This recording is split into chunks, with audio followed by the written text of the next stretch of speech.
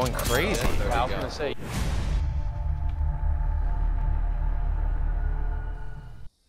What's up, gamers? In this video, I'm going to break down some subtle tricks I use to pick apart a streamer. And what better way to introduce the game within the game than watching a quick baseball clip. So you're not catching that, and he's like, all right, let me get that A to B. Oh. So to me, that just looked like a standard pitch. I have no real takeaways from that other than knowing it was a pitch that got fouled off, but I don't know how or why it was impressive. Let's see that same pitch broken down by somebody with about a billion times the baseball knowledge that I have. Enter John Boy Media. The arm come over the top, and he gets a fastball, wasn't ready for it, but has skill enough to spoil it, and now Urias just got to laugh. Just like, you kidding me, dude? Because he set him up pretty good for that. Look what he did. He threw that fastball from the most over-the-top arm slot yet. These were the two fastballs, these were the two off-speed, and that fastball came from up here. So he tried to trick him a little bit by going over the top with the fastball, and he did trick him. Soto wasn't ready to hit that, but he just fouled it off to stay alive. And now, does he throw three fastballs in a row, or does he go back to an off-speed? Well, if you want to find out the answer to that question, why don't you go over to John Boy's channel and watch some of his breakdowns. I personally enjoy the breakdowns John Boy does because there are all these little small details that I, the casual, would never notice unless somebody pointed them out to me. They even have a term for this, which is inside baseball, or as I like to call it, the game within the game. And that's exactly what I hope to do in the Search and Destroy clip. You see, I believe that every game of skill, or even hobby really, has layers of complexity. That is to say that there are things that people within the hobby recognize or know due to repetition or having a deep understanding of the activity in question, that the casual viewer would have no clue about. So let's dive in, let's break this down. Search and Destroy is played with two teams of 6 on opposing sides. One side is the attackers, they have the bomb, and the other side is the defenders. They're trying to prevent the bomb from being planted at one of the two objectives, Site A or Site B, on the map. Full games consist of rounds, which are broken into 2-minute increments with a default timer of 45 seconds if the bomb gets planted. The first team to win 6 full rounds wins the entire game. The round is won by the attackers if the attackers successfully plant the bomb and detonate it, or if they wipe the entire defending team. And by wipe, I mean kill the entire enemy team, since you will not respawn until the start of a new round. Subsequently, the defending team wins if they manage to kill all of the attackers or defend the bomb site for 2 minutes and not let a bomb get planted. I personally believe that you can draw a lot of parallels between Search and Destroy and chess. You see, in both of them, there's 3 recognized phases: the opening, the middle game, and the end game. In Search and Destroy, the opening is where the players try to get to the good positions as quickly as possible. The middle game is where the opening rush routes and gunfights have already concluded and slight maneuvering occurs. And finally, there's the end game, where attackers either plant the bomb or there's just a few players left on either side. What we're going to focus on in this video is strictly the openings. And I say this because rounds are really quick, and a single kill can have a big impact on the result of a round. The opening in Search can have much more impact on the middle game and end game compared to the opening in chess, although that's assuming that both sides play it properly. And that's exactly why I want to break down and highlight this particular game. You see, I think that I had a great exchange of openings with an opponent. And I'm not trying to pick on this guy. I genuinely think that this is a good game to highlight because both sides do the openings well. But let's face it, he has some pretty ridiculous reactions to getting killed. Push to the 14th? So if it's not here by the 14th, I'm gonna cancel it and get my money back because... What? I didn't see him, bro. How was he already there? Whoa. Look at this What? shit. I didn't see him here. No, what the fuck? Look. How do you even start shooting and then... So what happened in that first round? Let's break it down. This is a program called TAC Maps. I highly recommend checking it out. It's on the Windows Store. I believe they also have a website. But basically, you can draw on the map. There's things like callouts. You can move these guys around. You can even like point their direction and everything. Check it out. It's really cool. Anyways, the trick to Nuketown is on the defending side. If there's people above this line, these two first spawn positions, this dictates where you can go, right? These first 2 guys can go up here, and they can get to this spot before any of the attackers can see it. The people below this line cannot, but there is a trick to it. You have to have a specific melee tool, the shovel. It grants you faster run speed, and you have to run in a certain way. Anyways, that first round, I got, I believe, the second spawn position, and I decide, hey, I'm going to take this spot because nobody can beat me. And so what do? I run here as fast as I can. I'm crouched in the corner so that these guys on the north lane cannot see me, and I'm focusing on door. Here's what this looks like on the ground level. I'm in, there's door. What I like about this first round, aside from, getting a quad piece pretty quick, is I show all 4 spots that you really have to pay attention to. And by that, I mean there's the front door, there's the sign, there's the north lane, and there's also the balcony. And so these are the 4 main areas that you have to watch as somebody playing this north lane on the defending side. And this is going to be a recurring theme throughout the entire video. So I get here first, I snipe the guy at the door, I hit the guy at the sign, I then check balcony, I get the balcony guy, and then I get, there's only really one more spot that I can check. He's there, bam, I get him. They're flabbergasted. They're like, how did he get here? How did he get here? But that's just round 1. So let's go into round 2. And in Cold War, you switch sides after every single round. So I'm now on the attacking side over here, and the enemy is on the defending side.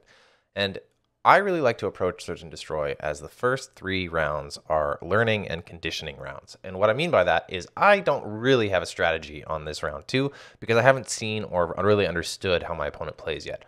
Right? My first round, it was just sort of my spawn dictated where I'm going to go. This one, it's just willy-nilly. I had a great first round. I'm feeling pretty confident on this north lane. Nobody could touch me. So I'll just run it again. And it doesn't really matter on the attacking side which spawn you get. The north lane is a secondary lane for anyone. And what I mean by that is the defending team, as I went over, can always beat you to the north lane. So because I had that good round, I'm actually not expecting anybody to challenge. And what I would like to do is get to this car and look down mid, because a very common route is to come out here and then challenge people at mid. And they're not typically expecting this person because there should be somebody on the north lane challenging. That said, I'm expecting there not to be somebody up here because of that last performance. So while I'm running up this way, and I'm generally looking this direction, but I'm not truly centered on here. And he has a good play on me. Let's watch it unfold. These are the type of dudes who look like they would peek from yellow garage towards our spawn. Wipe out the objective. Damn it, you saw that coming. Left side, left. Hey, guard the objective.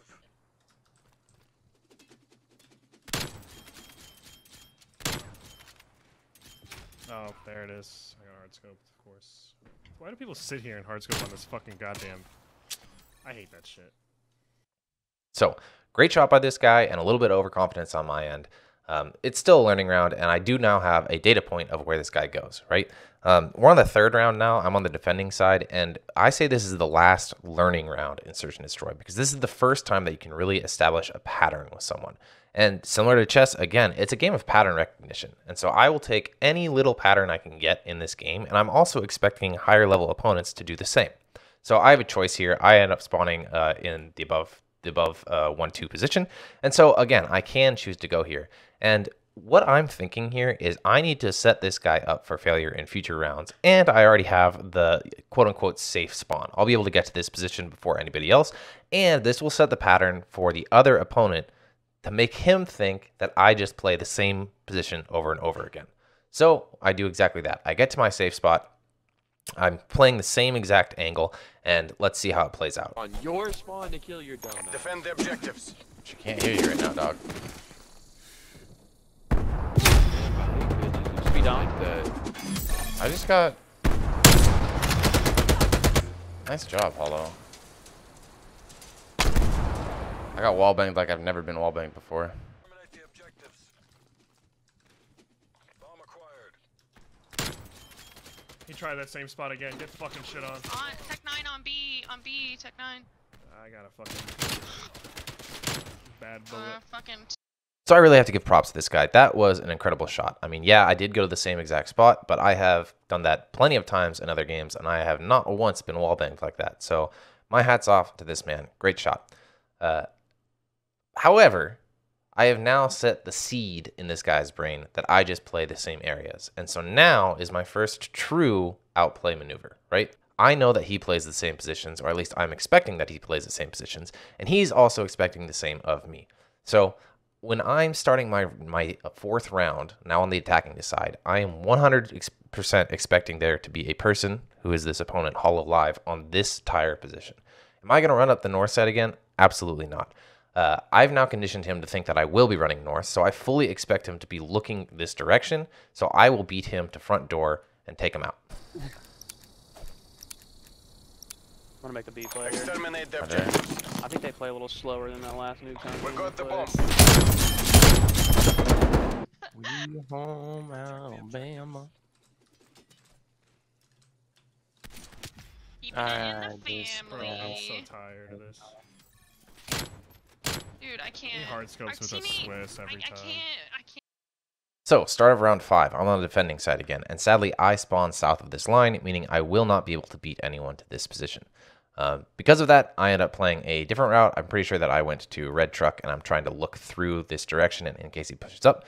My teammate Jake goes to the tire and has a great play on this guy. You know, he's expecting a sniper playing in that same little corner. Jake peeks the top tire and just beams him with an LMG. So let's watch this guy's reaction. Tech 9's gonna push B-bomb again, so be careful.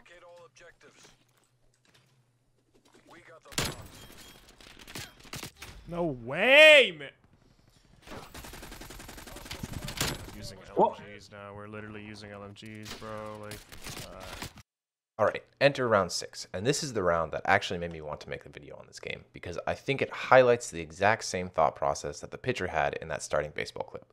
I've really set this guy up for failure here. The only real data points this guy has on me is that when I play a spot that works out for me, I will replay that spot, and when I play a spot that doesn't work out, I'll mix it up. He knows I lost on this north route, so switched it up to the door to shoot him. He also knows that I played the tire spot, and when that worked out, I went back to the tire spot again. And so I fully expect him to believe that I will go to the door spot, and because of that, I choose to go to balcony.